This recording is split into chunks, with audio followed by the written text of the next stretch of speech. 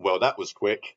The Browns have already filled both of their coaching positions, and it's not even the divisional round of the NFL playoffs yet.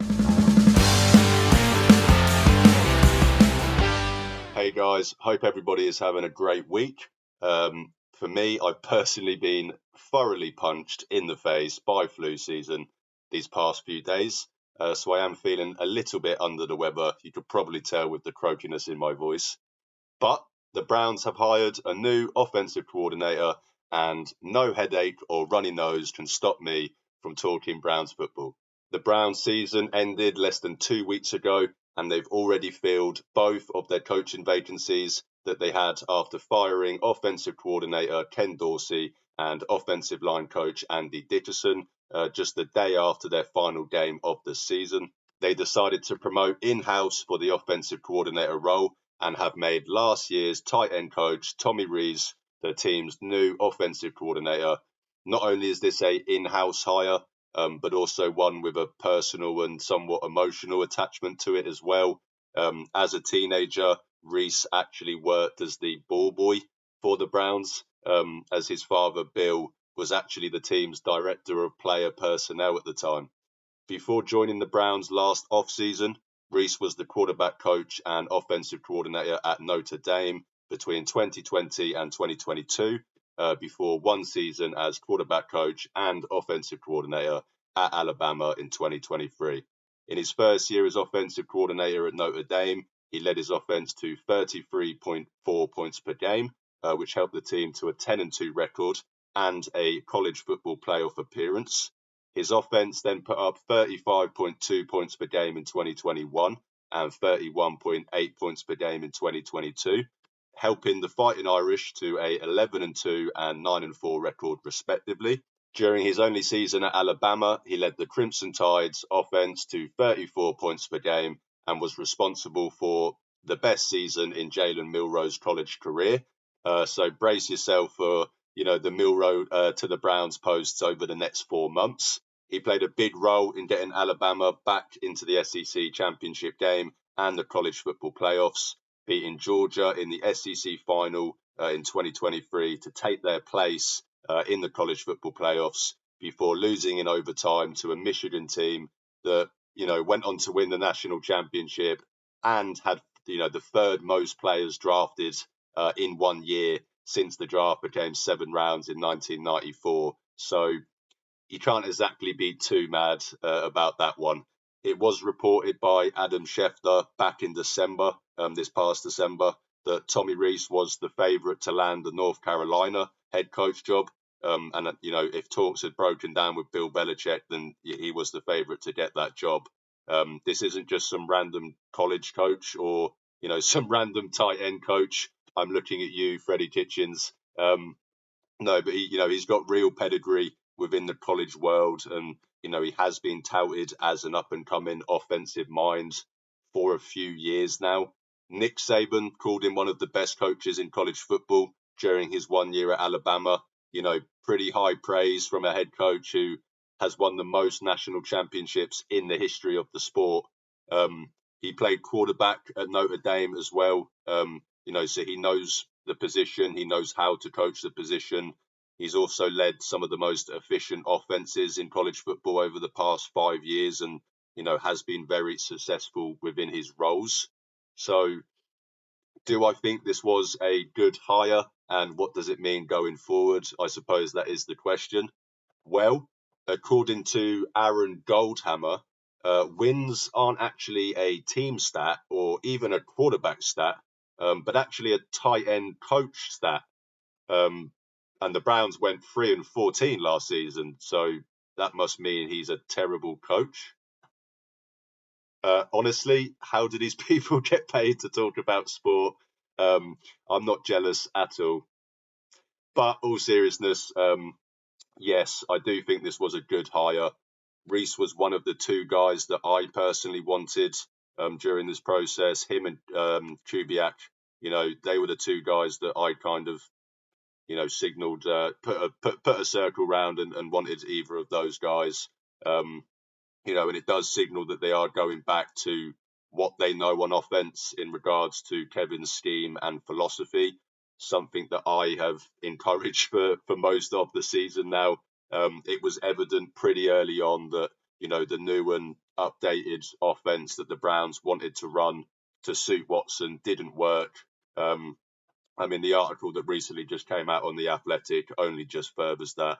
If you haven't seen that yet, go give it a read. It, kind of goes into in depth of kind of how how annoying it was for the rest of the team to for the Browns to make these changes just to suit Watson. But at the end of the day, not only was Watson awful, but even when he wasn't out there, the offense was clunky at best and non-existent at worst.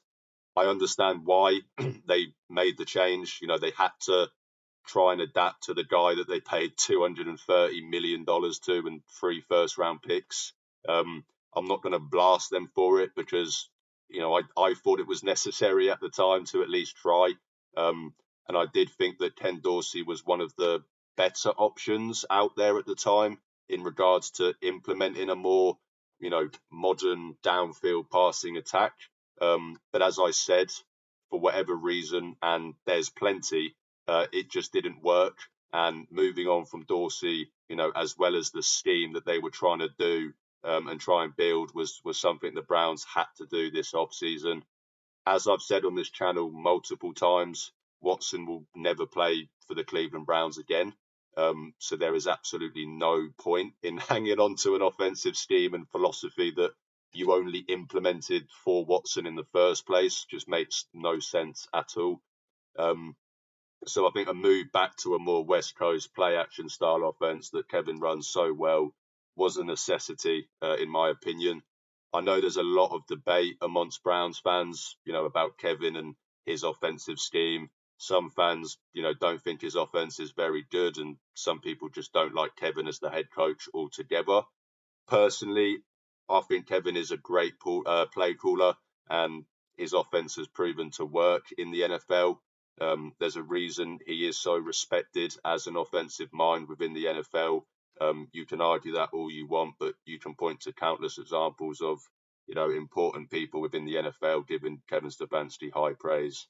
Um, you can also point to many things in order to criticize Kevin, but at the end of the day, I think the proof is in the pudding. 2 11-win seasons, and 2 playoff appearances under Kevin and his offense. He's gotten great play out of journeyman quarterbacks in guys like Joe Flacco and Jacoby Brissett, and consistently puts his playmakers in position to make plays. And at the end of the day, that's the play caller's job. He's not the one out there missing reads or missing throws. The proof is in the tape, and under Kevin's offense the last 4 years before this past season, he was able to consistently get guys open. The zone run scheme benefited our personnel, especially the offensive line. We heard guys like Joel Bitonio and Jack Conklin reference just that in their exit interviews after this season. They both alluded to how they haven't been pulling and anywhere near as much as they used to, and how they believe that's been to their disadvantage. Part of the reason the zone blocking scheme works so well is because of the guards in this offensive line, and especially those guards in Batonio and Teller, who have they are some of the best in the game in regards to pulling and moving guys on the move and in space. And you've got to play to your personnel in the NFL, and that's something the Browns moved away from by changing their offensive scheme this past year. It suited what they thought would suit Watson, didn't actually suit the rest of the personnel on their team. I think the Mike Bloomgreen hire, as well as the offensive line coach, plays into this process. You're getting someone that has had experience in this scheme and, has worked with Bill Callahan. So he has experience, in the philosophy that Kevin ran with Bill. Both the hires make a lot of sense in regards to going back to a more West Coast scheme. And I do think it's worth noting that, the Browns have put an emphasis on some of these college coaches as well. Both Reese and Bloomgreen have coached in college as recently as last year. Um, they bring a wealth of experience in the college game, and that's something I think can translate into what the Browns are trying to achieve with this offense. Kevin has never been shy to surround himself with different ideas and philosophies. It's something that I actually think is one of his best qualities as a head coach. So not only are you bringing in guys that have experience in what Kevin already knows and likes to run, but you're also bringing in new concept and ideas that fit into what you are trying to do as well. Um, it's why I really like the move. I've made it very clear that I think Kevin's offensive philosophy works and is something that we should return to. I think both hires just only reinforce that process, and I am also excited to see what Tommy Rees does. As the Browns' offensive coordinator. As I mentioned, this is a young up and coming coach that has generated quite a bit of buzz in the college and NFL worlds. There's a reason that Vrabel was interested in bringing him to New England, and there is a reason he was coveted for head coaching jobs in college as recently as this past off season. There's clearly a bright football mind there, and I'm excited to see how the Browns try to unlock it. This is a guy who, despite having no ties to Nick Saban or Alabama, was able to impress the greatest college football coach of all time enough to trust him with his team's offense. I imagine Kevin will resume the play calling duties, something that I'm perfectly happy about. But I don't think that renders Tommy Rees useless, like a lot of people claim. Still, plenty of ways that he can contribute to this offense and this scheme, and I think he will do a good job at it. Of course, nobody can say for certain, whether or not this hire will be successful or not. It's his first coordinator role in the NFL, but I am encouraged by the move, and I think it's good that the Browns not only promoted one of their own in-house guys, but did so because they have a lot of faith and excitement about a young coach that, in the end of the day, they were ecstatic to bring into the building last year. I'm looking forward to seeing how the Browns address this, the offensive needs in the off season, and I'm excited to see what this offense looks like next season because, let's be honest, it can't be any worse than this year. But that would do it for me today, guys. Thank you so much for watching. If you do enjoy my content, then please drop this video a like, hit the subscribe button. It's free and it really, really helps out my channel. As well as covering any Browns news, as and when it drops. I've also got loads of exciting Browns content lined up over the next few weeks and months. And, as we head into the off season, that includes interviews with some very, very exciting guests. So make sure you're subscribed so you don't miss anything. And I promise that I will try my best to keep us all entertained and, at least somewhat engaged with Browns football during what is a very long NFL off season. I'm trying to build a community of Cleveland Browns fans. And as I always say, even if I only get to talk to one fan a day, I'm happy because I'm talking Browns football with the best fan base in the world. Thanks again for watching, guys. I hope you all enjoy the rest of your week. And for all the Buckeyes out there, enjoy the lead up to Monday's national championship game. But most importantly, go Browns.